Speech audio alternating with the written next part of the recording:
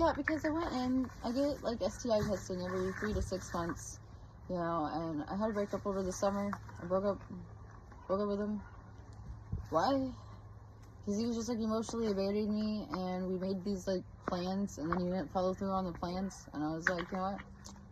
I'm just gonna leave you alone and let you figure out, see if you just I'm gonna let you figure it out. I'm gonna dip. I'll see you later. Let you figure it out. I don't really want to be here while you figure it out. This looks messy. I'm gonna go. You want to listen to me? I have good advice. You brought a stray cat inside and now there's fleas. I'm out of here. And now I'm like, I do not want to live in a tent in the winter, and I do not want to lose my kids.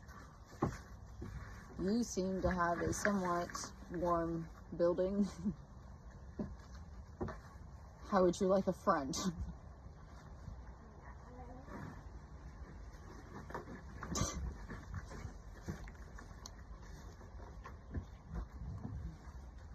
But I got my STI testing, and they were like, have you ever had gonorrhea?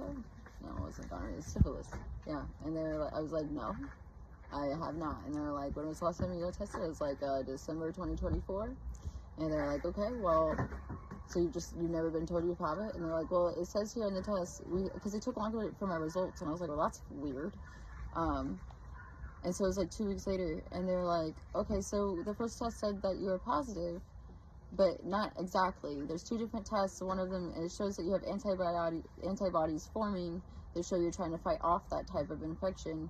And I was like, well, I waited like 4 months after having sex with the last particular person, because I know that if you're exposed to something, it could take a few months after exposure for it to show up on a test. So I just went celibate for a few months, right? And then I told myself a whole year, but I made it to like 5 months, which is typical of me. That's 2 months longer than last time. I think the most longest celibate journey was a 3-month. It's like 90 days. I'm 90 days, man. Someone give me my clean tag from cock-a-doodle-doo. And then they did the test again, and they're like, actually, you're negative. I was like, then what the fuck was that about? And they're like, I don't know.